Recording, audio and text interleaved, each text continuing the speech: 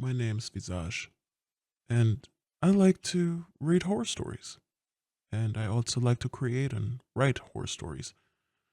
I'm still getting the hang of all this on YouTube, but I just want to create and I just want to share. And if you have stories that you want to share, horror stories, short stories, then do share them with me, and I would love to read them out for you. The door.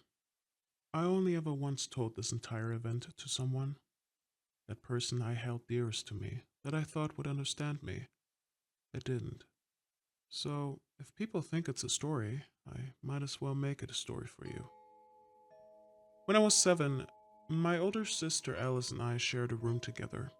Instead, like a lot of siblings not liking each other, we got along very well. She loved to come up with stories and knew how to make the best setups for playing with our toys. I loved that we got to share a room. With our parents being busy with work all the time, we became quite creative around the house, building castles out of blankets, playing hide and seek, and drawing everything we wanted to. But one game was made by our parents. It was a rule to keep the doors shut in the house. I always thought it was because of the draft in the house when we moved in and the doors randomly shutting themselves. My dad said it was because it is more safe if ever a fire breaks out and it could protect us from flames. So, adding a game to the doors never seemed weird to me. My parents had us play the game Guess Who when they knocked on the door since we were little. A little odd, I admit, but still, we had our fun. The game consisted of guessing who knocked on the door. If it were 2 knocks, it was probably our mom. If it were 3 knocks, it was our dad. They did it in all kinds of places on the door, a little louder and sometimes so quiet you barely heard it. But we gotten so good at it that we immediately knew which one was who. At some point, they even had our cat Jenkins join. Those were nothing more than scratches. Mom would always get mad if Dad had the cat do it because of the damage on the door. Even Alice and I had our own knocking techniques. Hers were fast knocks, and mine were 5 knocks in a rhythm. But the knocks we heard that night on our door were none of them. 3 knocks. 3 slow, eerie knocks. Dad always used 3 knocks, but these sounded different. I thought Dad or Mom came and wanted to give us another goodnight kiss. But why would they do that when it was past midnight? It was a Sunday and we couldn't sleep, so we stayed up a little longer. But we weren't loud. We kept our voices down, knowing Dad had to get up even earlier than us for his work as a construction worker. But why knock on our door now if he could just open it and tell us to go to sleep? Something didn't feel right. I was not alone. Alice felt the same. The first 3 knocks, we just became quiet and went to each our bed, thinking it was a warning to just go to sleep. It became quiet and we didn't hear anything from the other side of the door, but also that no one walked away. Bang, bang, bang. Another 3 knocks, louder than the ones before. We are in bed now. We will be quiet. Silence. Another 3 knocks, like our dad's. Sweetie, can you come out for a second? We need to talk. Just like the other knocks before, it didn't feel right. Was Dad angry at us? Why was his voice lower than usual? Did he catch a cold? Dad, you can open the door if you want to. Silence. No, sweetie. I want you to open the door for your dad, please. Alice looked at me, and I looked at her, confused as she was. Oh, okay, I'm coming. She put her cover to the side and walked towards the door. Normally, when we were up too late, he just opens the door and gives us a warning. Yellow card, he named it. It was a little goof he would do when we didn't listen the first time around. He's always been a little loose on the rules on us, which made it even more confusing. Alice stopped in front of the door, hesitant to open it. Dad, you sound weird tonight. We are sorry if we were too loud. Silence. Open the door, sweetie. He sounded threatening now. I never heard Dad talk like this before. Alice looked like she started to shiver. No, you're scaring me, Dad. Alice looked back to me, and I nodded my head in support of her decision. She walked back to her bed, just as she covered herself with a blanket. Bang! We both screamed at the same time, but muffled it under our blankets. We decided to ignore our father and just stay in bed. Although we were still scared, we got tired from exhaustion and just fell asleep. The door opened and we jumped up in fear. Why are you guys still in bed? Get ready for school. It was morning. A sigh of relief came over me seeing Mom's face. We made it through the night. Mom, is Dad already at work? Yes. He left an hour ago. He didn't want to wake you guys. Mom, did Dad knock on our door last night? What? No. He was exhausted from his second shift. He slept through the night, honey. But we heard knocking on our door last night. When was that? Late at night? So you heard knocking in the middle of the night when you guys were supposed to be asleep. How about finding another excuse not to go to school, Allie? Come on, guys, get up. And just as if nothing happened, we got up, got dressed, and went on with our day. When we got home, Mom was still at work, but Dad was already in the living room. Hey, sweeties, how was school? I flinched at the word sweetie. Dad, why did you knock on our door last night? Alice looked even more agitated of him saying sweeties to us. What do you mean? I didn't go to your room last night. But you said you wanted us to open our door. Allie, I was asleep since 9 p.m. I didn't hear anything past that. What exactly were you dreaming last night? You knocked 3 times on our door and told us to open it several times. What? You weren't always the one knocking 3 times, but you did it so scary that we didn't want to open it. Dad's confused face became concerned. What did I ask you to do? To open the door for you. Dad's face became pale. I need you to come with me. He went to our room and stopped at our door. When did the knocking start? I think it was after midnight. He looked even more concerned. Guys, do you remember our safe word? Yes, it's don't. Say it. Just know that I know it too. And no matter what, I would never forget the safe word either. So no matter what happens, do not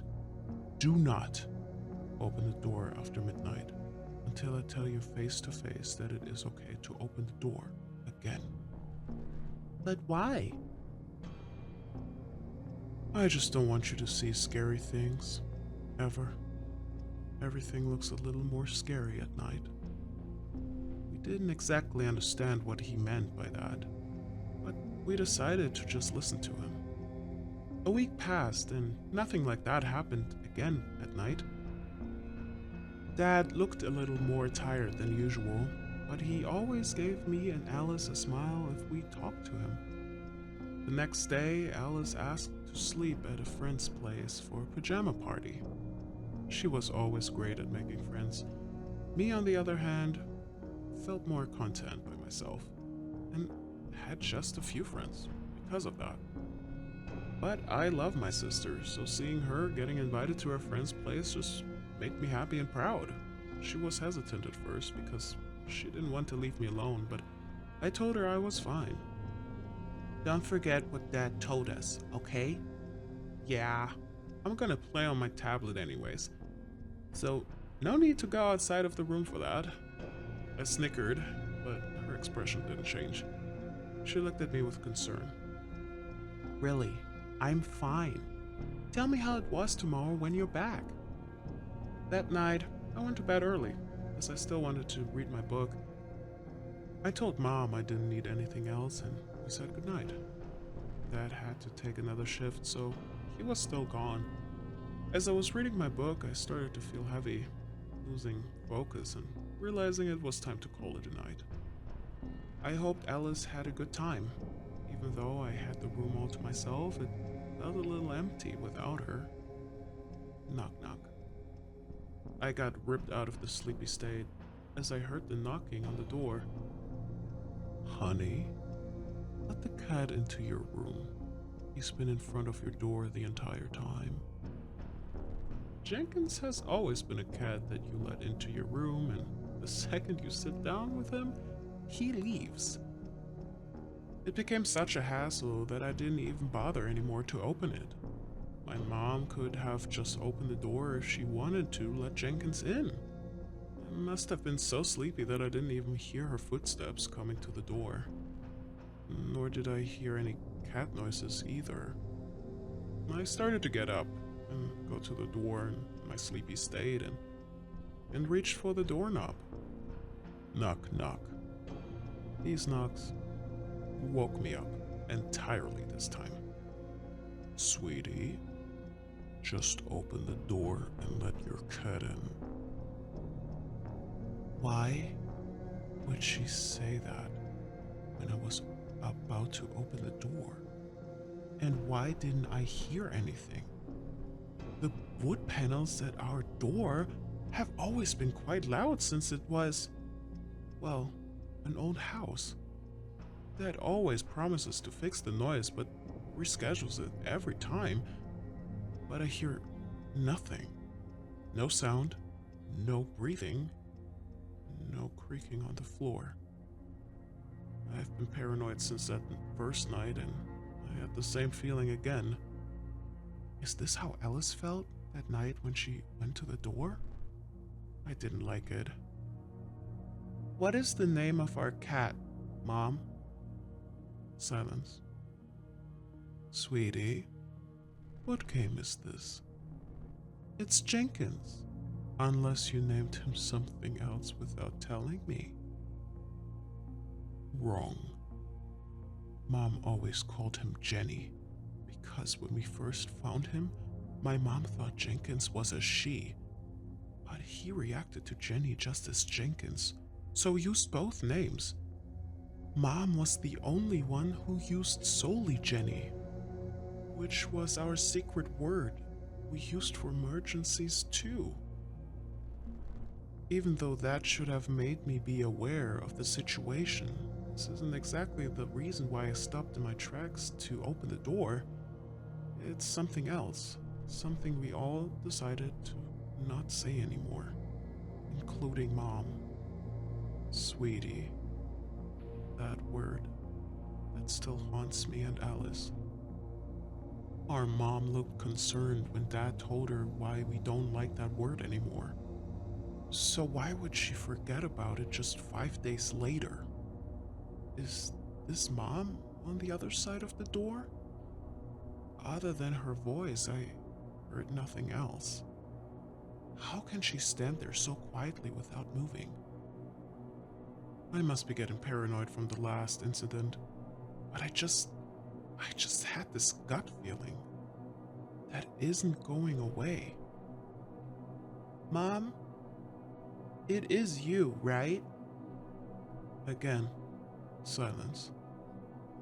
Why would she take so long to answer? Yes, sweetie. Just come and open the door for me, please. Sweetie. You're not my mom, are you? Silence. I could only hear my heart pounding louder and louder with each long second. You should have just opened the door. A loud bang, sounding like big furniture was thrown with full force onto the door. My heart dropped and I ran back to my bed trying to find my phone, but I didn't bring it upstairs, only having my tablet on the side table. The echoing hammer sounds become faster with each slam, making it sound like the door is about to break. The door starts to give out and cracks start to build on it. I close my eyes and start screaming, wishing I asked my sister to stay. A final bang, and then nothing. It became eerily quiet. Is the door broken? Did I just imagine all of this? No. No, I didn't. A drift. A drift that only you can feel when the door is open. Because our room is next to the window in the hallway. I don't know what to do. Do I open my eyes? I don't want to. I didn't want to see the person that was breathing loudly next to me into my ears.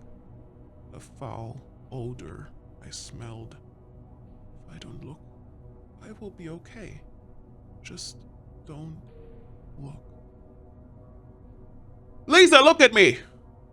My body slammed into the walls, making me look up in fear and seeing a face I was familiar with. It was my mom, but also not her. She looked at me with a crooked, grinning face, a grin I have never seen before, her hands clawing onto my shoulders as she held me up against the wall. I never felt this kind of pain in my life. She screamed into my face, and all I could do was scream back, "Mom!" As I said those words, with tears running down my face, I looked at her straight in the eyes.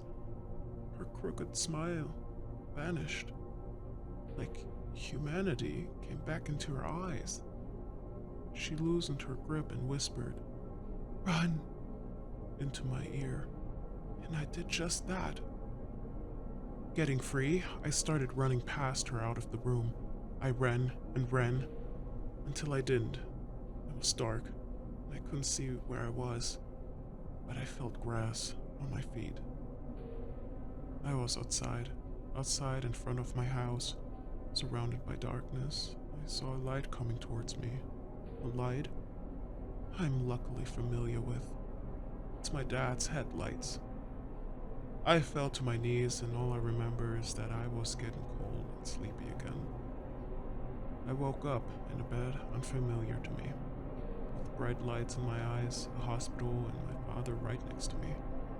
My sister on the other side. Only one person was missing. Mom. My father never gave me a straight answer exactly what happened after I told him that Mom didn't mean to harm me. I knew, however, my mom was not coming back. My dad asked my aunt to let us stay at her place for the time being, and I felt lucky enough to not have to sleep back at home, that I didn't view as my home anymore.